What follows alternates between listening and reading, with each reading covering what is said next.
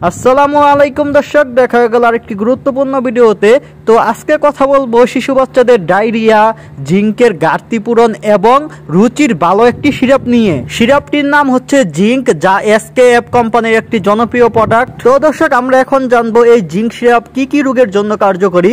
Zinc syrup মূলত শিশুদের ডায়রিয়ার চিকিৎসায় কার্যকরী এবং জিঙ্কের ঘাটতি পূরণ করে।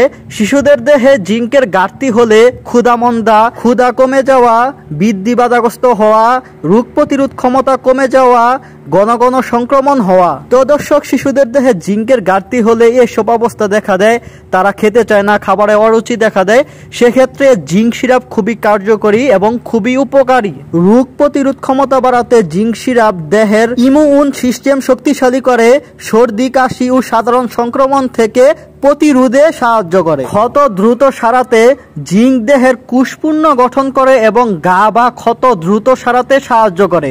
অপুষ্টি বা খাওয়ার প্রতি অনীহা, অপুষ্ট শিশুদের মধ্যে জিঙ্কের ঘাটতি থাকতে তা ক্ষুধা বাড়াতে সাহায্য করে। তো দর্শক, আমরা এখন জানবো জিঙ্ক সিরাপের মাত্রা ও সেবন বিধি।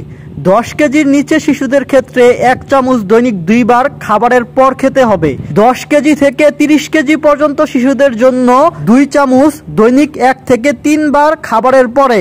প্রাপ্তবয়স্ক এবং 30 কেজির ঊর্ধ্বে শিশুদের জন্য 4 চামচ দৈনিক 1 থেকে 3 বার খাবারের পরে খেতে হবে।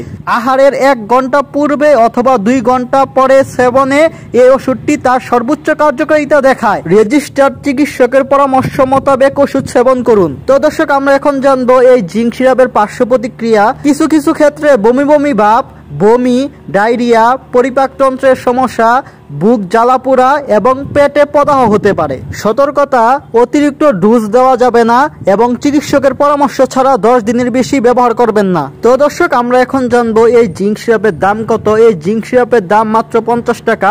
আপনারা বাংলাদেশের বিভিন্ন ফার্মেসির দোকানে এই সিরাপটি আপনারা পেয়ে যাবেন। তো দর্শক, আরেকটি গুরুত্বপূর্ণ বিষয়, অবশ্যই একমাত্র আল্লাহ তাআলার উপর ভরসা রেখে তারপর ওষুধ সেবন করবেন। আশা করি ভালো ফলাফল পাবেন ইনশাআল্লাহ। তো দর্শক, ভিডিওটি এ পর্যন্ত ছিল। যারা নতুন আছেন তারা অবশ্যই চ্যানেলটি সাবস্ক্রাইব করে সঙ্গেই থাকবেন। যেহেতু আমাদের চ্যানেলটি নতুন, তাই সবাই সাপোর্ট করবেন। সবাইকে অসংখ্য ধন্যবাদ। আসসালামু আলাইকুম।